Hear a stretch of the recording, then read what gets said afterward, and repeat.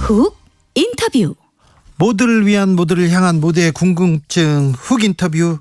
민주당의 악재 계속됩니다. 악재는 반드시 갈등으로 이어집니다. 그래서 어찌해야 되는지 혁신하겠다고 얘기하는데 혁신위원장도 낙마했습니다. 민주당 혁신 이룰 수 있을까요? 이 갈등 봉합될 수 있을까요? 여러 가지 물어보겠습니다. 더불어민주당의 박주민 의원한테 들어봅니다. 의원님 안녕하세요. 예, 안녕하십니까. 네, 요즘 어떻게 지내십니까? 요즘 일지로 위원장으로 여러 가지 일 하면서 지내고 있어요. 그래요? 네. 항상 바쁜데 네, 잘 지내십니까? 속이 편할 리는 없죠. 오늘 더불어민주당 학대 간부회의 있었는데 거기에도 참석하셨어요? 제가 원래 멤버인데요. 네. 오늘은 제가 다른 일정이 있어서 참석을 못했습니다. 예. 그렇습니까? 네. 93년생 양소영 전국 대학생 위원장이 떨리는 네. 목소리로 무서운데 두려운데 이제 그래도 당에 민주주의가 실종됐다고 이렇게 네. 얘기합니다. 어떻게 보셨어요? 현재 여러 가지 얘기들이 좀 분출되어 나올 필요는 있다고 봅니다. 네. 그래서 그런 얘기들이 좀 되면서 또 하나의 방향, 하나의 목표로 또 모아질 필요도 있다고 생각하고요. 네. 최근엔 또 의원들 간에도 좀 얘기를 잘 못하는, 이거는 민주주의하고 좀 다른 부류의 문제이긴 하지만 네. 얘기가 잘 안 되고 이런 부분들이 있어서 좀 더 하여튼 많은 대화와 이야기들이 좀 필요한 상황인 것 같습니다. 네. 예. 하지만 누군가 해야 할 말이라 생각한다. 그래서 더 이상 두려워하지 않겠다면서 어리고 힘이 없으면 입을 다물라는 조언 수없이 들었는데 입을 열겠다 얘기했는데 이런 얘기가 조차 용기를 가져야 된다는 거 민주당 분위기 조금 우려하는 사람들이 많습니다. 그런데요. 네. 민주당에 계속 악재가 거듭됩니다. 근데 악재들이 수습되지 않고 갈등으로 이어지는 것 같아서 우려가 됩니다. 아무래도 지금 당내 여러 가지 이제 일이 있고 그 일이 이제 처리되는 과정이 좀 늦을 때도 있기도 하고 또 경우에 따라서는 국민들 눈높이에 안 맞을 때도 있고 이러다 보니까 좀 당에서도 여러 가지 이야기들이 나오는 것 같습니다. 네. 그러니까 그런 부분에 대해서 좀 일신하려고 저희들이 노력하고 있고 또 아까 말씀드렸던 대로 좀 더 많은 대화, 논의 이런 것들을 하려고 또 의원들이 또 자발적으로 움직이기도 하고 그러고 있습니다. 네. 돈봉투 의혹 그리고 김남국 코인 의혹 명확하게 좀 정리되는 모양새가 아니에요. 이 좀 정리해야 되는 거 아닙니까? 돈봉투 의혹의 경우에 지금 당사자로 지목되고 있는 부분들은 다 지금 자진 탈당을 한 상태고 검찰이 지금 구속영장 관련된 절차를 진행하고 있지 않습니까? 그래서 예. 그 부분에 대한 이제 판단들 이런 것들은 좀 두고 보시면 될 것 같고요. 두고 봐야 되고요. 예, 김남국 코인 의혹도 사실 저희들이 이제 당 차원의 진상 조사를 진행하고 있는 상태에서 이제 김남국 의원이 탈당하는 바람에 조사가 안 됐지만 최근에 보니까 김남국 의원이 저희 더불어민주당 진상조사단에게 협력하겠다라고 입장을 밝혔더라고요. 그래서 필요한 저희가 절차가 있다고 판단된다면 이제 진행을 하면 될 것 같습니다. 네. 김남국 의원의 것은 이제 여야 합의로 저희 당에서도조차도 윤리위에 제소하지 않았습니까? 그래서 그런 결과들을 지켜보실 필요 있지 않을까 생각합니다. 네, 국민들이 지켜보고 있는데 계속해서 검찰발 뉴스가 나올 건데 네. 이걸 민주당에서 그냥 계속 지켜만 보는 것이 능사인지 그렇게 생각하는 사람도 있습니다. 그런데요, 갑자기 혁신위원장 카드 이거는 국민들은 이게 뭐지 이런 생각이 많았습니다. 혁신위는 아시다시피 얼마 전에 있었던 저희 혁신의총에서 많은 의원들이 필요하다고 이야기해서 이제 만들어지는 과정에 있는 거고요. 그 과정에서 이제 아쉽게도 이제 아쉽고 안타깝고 또 죄송하게도 초대 혁신위원장으로 임명되셨던 분이 이제 조기에 그만두시게 되는 일이 벌어진 거죠. 예. 네. 이재명 대표가 무한 책임을 지겠다 이렇게 얘기하는데. 네. 무한 책임 어떻게 하신다는 겁니까? 어느 정도 수준의 뭘 하신다는 건가요? 이제 무한 책임 거론에 대해 맥락에 대해서 제가 좀 알아보니까 예. 어찌 됐든 당 대표로서 혁신위원장 임명 과정에서의 유감스러운 부분에 대해서는 이제 책임을 느끼신다는 그런 표현이었던 것 같고요. 예. 이후에 이제 보다 좀 혁신에 걸맞고 좋은 인재를 좀 책임지고 발굴하겠다 이런 의미로 받아들여 주시면 될 것 같습니다. 아, 좋은 혁신위원장을 모셔와서 혁신을 이루겠다. 네네네. 네. 혁신위원장이 오면 혁신이 됩니까? 뭐 지금 현재 뭐 저희 당내 분위기는 네. 그 방금 말씀하셨던 여러 가지 이제 어려운 일들 있었는데 그런 네. 부분들을 헤쳐나가고 아울러서 당이 좀 더 건강한 방향으로 바뀌기 위한 여러 가지 제도적 개혁들이 필요하다는 쪽으로 다들 가고 있으니까 네. 혁신위원장이 생산하는 내용들에 대해서 뭐 잘 좀 정리만 된다면 네. 혁신 충분히 이루어질 거라고 봅니다. 그래요? 네. 아, 그런데 뭐 혁신위원장으로 모시겠다는 사람들은 다 손은 사례를 친다면서요. 그리고 뭐 이쪽 계파별로 또 다른 사람들 밀고 이렇게 또 계파 갈등 난다 이런 얘기도 이런 보도도 나오던데요. 근데 뭐 모르겠습니다. 그럼 보도가 있다는 얘기는 저는 들었는데 네. 사실 이제 혁신위원장을 둘러싸고 뭐 계파별로 미는 사람이 따로 있다 이런 얘기는 제가 실제로 들은 바는 없어요. 예, 당내에서는 그런 얘기는 없군요. 네, 당내에서 그런 얘기는 없고요. 예. 지금 이제 지도부 차원에서 이제 혁신위원장으로 걸맞은 사람들을 모시기 위해서 뭐 제가 듣기로는 이것도 네. 뭐 들은 거라서 정확하지는 않은데 몇몇 의원들이 이제 그런 분들 만나러 가기도 하고 있다고 제가 듣고 있습니다. 예. 네. 국민의힘 쪽에서는 김기현 대표는 이재명 네. 사과해야 된다, 대국민 사과는 해야 된다 얘기하던데 어떤 부분이죠? 혁신위원장 그 부분인 것 같습니다. 혁신위원장이 과거에 썼던 SNS 뭐 이런 부분 말씀하시는 거죠? 그런 것 같습니다. 그러니까 김기현 대표님 이제 어떤 부분을 이제 해야 되는지에 대해서 좀 명확하게 해주시면 좋을 것 같고, 예. 뭐 과거 이제 그 혁신위원장이 썼던 글 이런 것들이 제대로 이제 검증이 안 됐던 거, 필터링이 안 됐던 부분, 뭐 이런 부분에 대한 아쉬움이나 유감 표명을 하실 수 있겠죠. 네. 네. 자, 그렇습니까? 아쉬움이나 네. 유감 표명. 민주당 내에서는요, 이상민 의원은 뭐 대놓고 사퇴가 혁신이다 이런 얘기도 하던데, 네. 이런 목소리가 좀 당내에서도 좀 많습니까? 뭐 그렇지는 않습니다. 제가 이제 뭐 어제도 그렇고 오늘도 그렇고 많은 의원들 좀 만나 뵀는데, 네. 사실 이번에 이제 혁신위원장이 굉장히 좀 아쉽죠. 그리고 좀 참 이런 검증이 안 되다니 이런 생각들 가지신 분은 많지만, 네. 아니 근데 이것 때문에 대표가 사퇴해야 된다고 얘기하는 것도 지나친 거 아니냐는 의견이 굉장히 많아요. 네네. 네, 그렇기 때문에 제가 적어도 판단하기로는 이상민 의원님의 말씀 그 네. 기조에 동의하는 의원들이 그렇게 많은 건 아니다 이렇게 말씀드리겠습니다. 예. 네.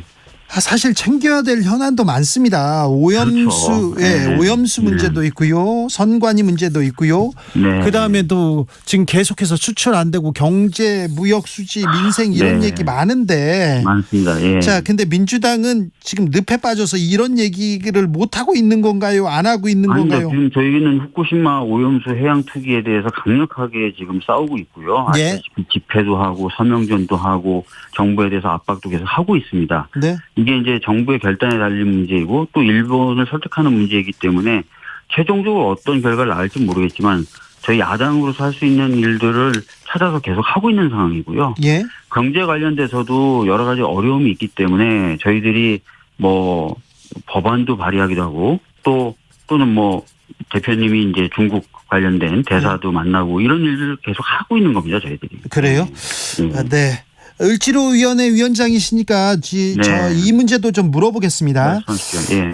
한국노총이 경사노위 불참 선언했고요. 투쟁으로 네. 가겠다 이런 얘기하고요.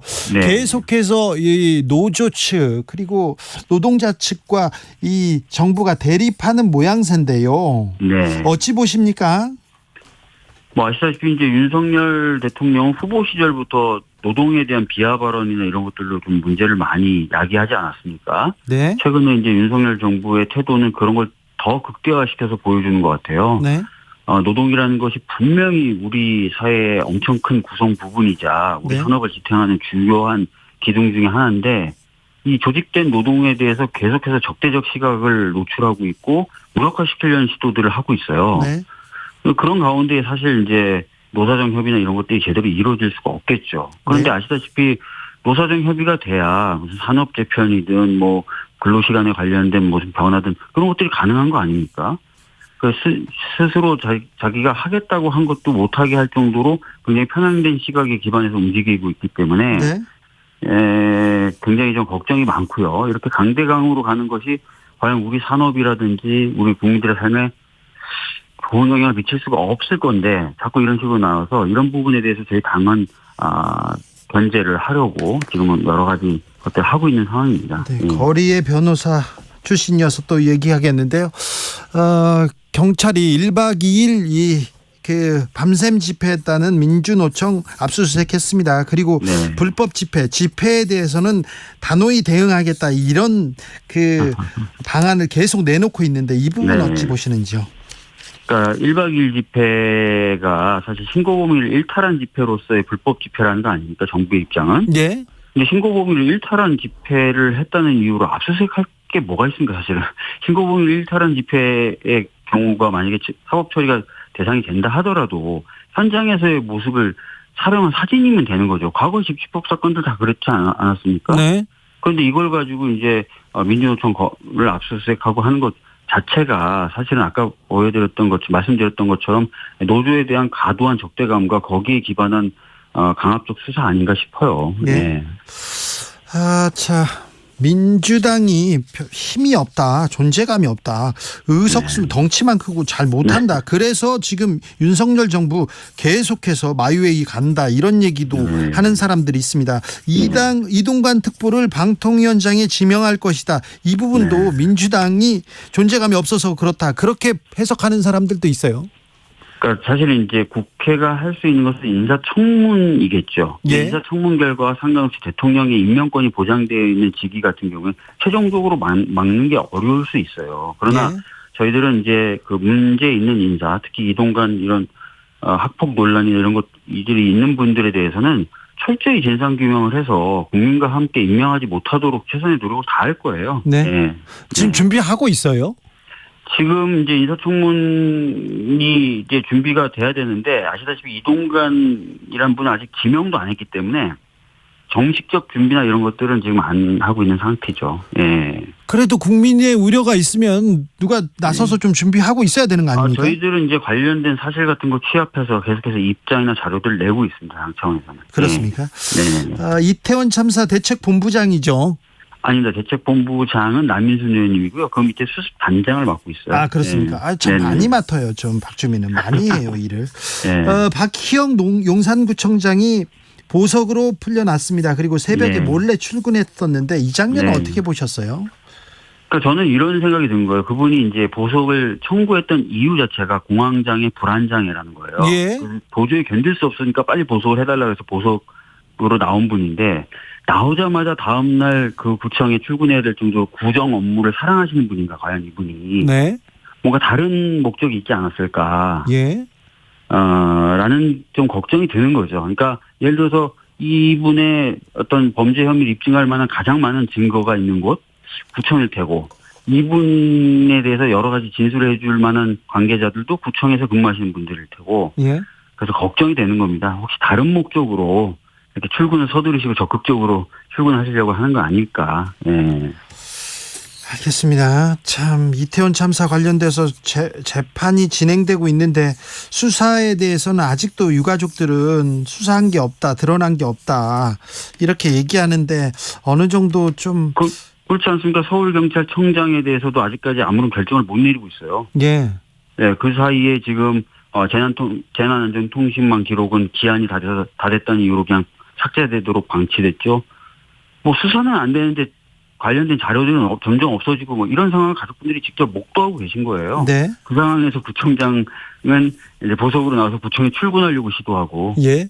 그러니까 전반적으로 봤을 때 뭔가 진상규명은 안 되는데 자료는 자꾸 없어지고 또는 없어질 위험이 놓이고 이렇게 보이시는 거죠.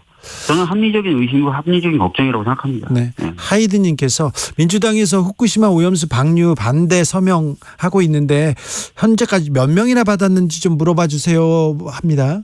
제가 지난주까지는 제가 숫자를 제가 들어서 아는데 그때 5만 명 됐었거든요. 아, 그렇게 많이 받았군요. 이번 주 들어서는 얼마나 더 많이 받긴 했을 텐데 죄송하지만 이번 주 수치는 제가 잘 모르고 있습니다. 알겠습니다. 속보 말씀드립니다. 김명수 대법원장이 서경환, 권영준 대법관 후보자를 제청했습니다. 그런데 대법관 후보자를 이렇게 추천해서 제청하더라도 김명수 대법원장이 제청한 사람은 받아들이지 않겠다는 그런 보도가 나왔어요. 여기는 어떻게 생각하세요?